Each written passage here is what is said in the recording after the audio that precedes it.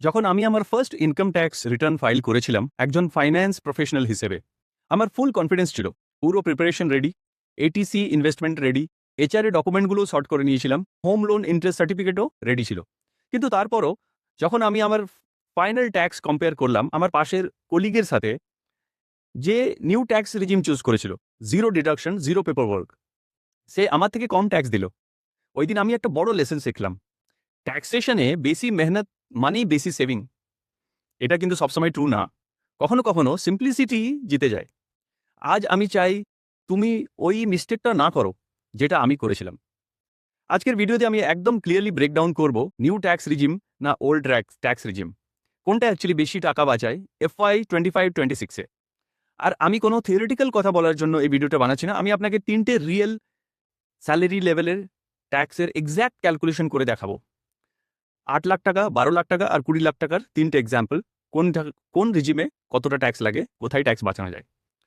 1 rupee by rupee. যদি তুমি next 12 minutes মন দিয়ে দেখো, শেষে আপনি এক্স্যাক্টলি জানতে পারবেন কোন রিজিমে আপনার জন্য best. No confusion, no guess work. শুরু করার আগে বলে দিই, এটা শুধু এডুকেশনাল পারপাসের জন্য ভিডিওটা বানানো হয়েছে। পার্সোনাল অ্যাডভাইসের জন্য, কোনো ট্যাক্স রিলেটেড কনসালটেশনের জন্য আপনি নিজের সিএ অথবা ট্যাক্স কনসালটেন্টকে কনসাল্ট করুন। এখন প্রশ্ন হলো, এটা এত ইম্পর্টেন্ট কেন? ওয়েল, বাজেট 2025-এ গভর্নমেন্ট একটা বোল্ড অ্যানাউন্সমেন্ট করেছিল, নিউ ট্যাক্স রিজিমে যদি আপনার ইনকাম 12 লাখ টাকা পর্যন্ত হয়, আপনি জিরো ট্যাক্স দেবেন, না 5% দেবেন না 2%, পুরো জিরো, অ্যাবসলিউটলি জিরো। আর স্যালারিড লোকদের জন্য 75,000 স্ট্যান্ডার্ড ডিডাকশন অ্যাড করলে এটা প্র্যাকটিক্যালি 12.75 লাখ পর্যন্ত ট্যাক্স ফ্রি হয়ে যায়। শুনতে হয়তো ভাববেন, তাহলে নিউ ট্যাক্স রেজিম সবার জন্য বেস্ট?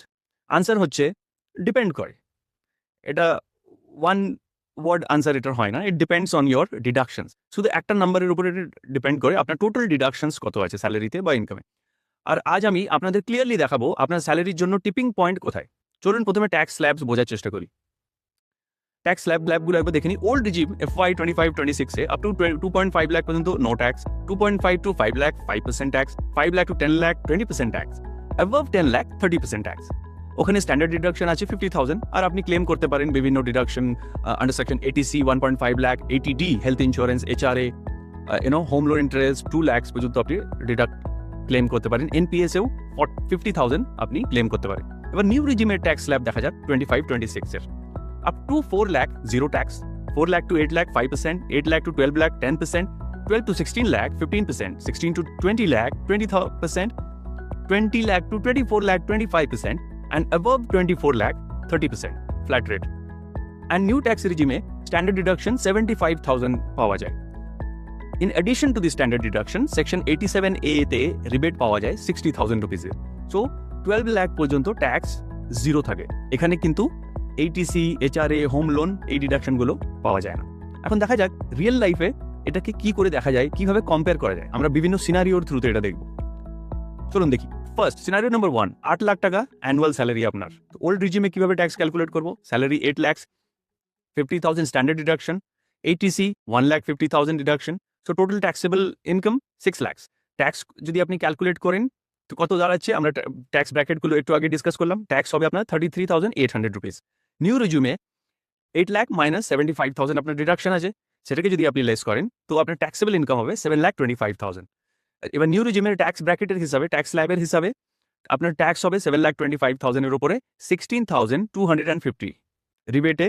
কিন্তু এখানে আপনি যদি দেখেন ফাইনাল ট্যাক্স আপনাকে যেটা পেয়েবল হবে ওটা জিরো হবে, কারণ 60,000 পর্যন্ত ট্যাক্স আপনার জিরো রিবেট থাকে 87A-তে, রাইট? তো আপনার ফাইনাল ট্যাক্স এই সিনারিওতে জিরো হবে নিউ রিজিমে। তো নিউ রিজিমে আপনি কত সেভ করছেন? আপনার যদি 8 লাখ টাকা অ্যানুয়াল স্যালারি হয় 33,800। তো এই সিনারিওতে উইনার কে হচ্ছে? New regime. সিনারিও 2 দেখা যাক। 12 লাখ টাকা অ্যানুয়াল ইনকাম, ওল্ড রিজিমের ট্যাক্স ক্যালকুলেশন। ট্যাক্সেবল ইনকাম আপনার হচ্ছে 9,25,000 সব ডিডাকশনের পর। ট্যাক্স 1,01,400 টাকা। নিউ রিজিমে যদি আপনি সেম 12 লাখের এক্সাম্পল দেখুন, ট্যাক্সেবল হচ্ছে 11,25,000, because only deduction is that standard deduction 75,000, তো ট্যাক্সেবল ইনকাম 11,25,000 টাকা। এবার ট্যাক্সের রিবেটে আপনি যদি দেখেন 12 লাখ পর্যন্ত আপনার পুরো ট্যাক্স জিরো থাকে। আপনি যদি ট্যাক্সেবল ইনকাম 12 লাখ পর্যন্ত আছে তাহলে ওটাতে কোনো ট্যাক্স লাগে না। তো এই সিনারিওতেও নিউ রিজিমে ফাইনাল ট্যাক্স জিরো। তো নিউ রিজিম আপনি যদি 12 লাখ টাকার প্যাকেজের সিনারিওতেও দেখেন, তো নিউ রিজিম আপনার 1 লাখের ওপরে টাকা বাঁচাতে পারে ট্যাক্সে। তো এই সিনারিওতেও উইনার কে? New regime. এবার সিনারিও 3 দেখবো, very practical. 20 lakh annual income, annual salary, right? Old regime tax calculate করবো with full deduction, home loan, HRA, everything. তো গ্রস স্যালারি আপনার 20 lakh minus standard deduction 50,000 minus ATCর 1.5 লাখ টাকা, ATD 25,000 মাইনাস HRA এক্সামশন যদি আপনি metro সিটিতে আছেন তো 1.5 লাখ টাকা maximum, minus home loan interest section 24B-তে হোম লোনের ইন্টারেস্ট আপনি ম্যাক্সিমাম 2 লাখ ক্লেম করতে পারেন, মাইনাস NPS যেটা কোম্পানি দেয় সেটা না, এটা আপনার ইন্ডিভিজুয়াল NPS, ATCCD সেকশনের আন্ডারে হয়, এটা 50,000 পর্যন্ত আপনি ডিডাক্ট করাতে পারেন। ট্যাক্সেবল ইনকাম আপনার দাঁড়াচ্ছে সব মাইনাস করার পরে 13,75,000 টাকা। আর এটার উপরে ট্যাক্স কি কত হচ্ছে ক্যালকুলেশনটা দেখা যাক। 5% লাগছে 2.5 লাখ থেকে 5 লাখ পর্যন্ত 12,500, 20% লাগছে 5 লাখ থেকে 10 লাখ পর্যন্ত, ওটার কত হচ্ছে আপনার ট্যাক্স 1 লাখ টাকা। 30% হয় আপনার 10 লাখের উপরে, তো 10 লাখ থেকে 13.75 লাখ মানে 3,75,000 টাকার উপরে 30% যদি আপনি দেখেন 1,12,500 হয়। তো টোটাল আপনার কত হচ্ছে ট্যাক্স? 2,25,000, এর উপরে 4% সেস লাগে। তো ফাইনাল ট্যাক্স আপনার দাঁড়াচ্ছে 2,34,000 টাকা ওল্ড রিজিমে।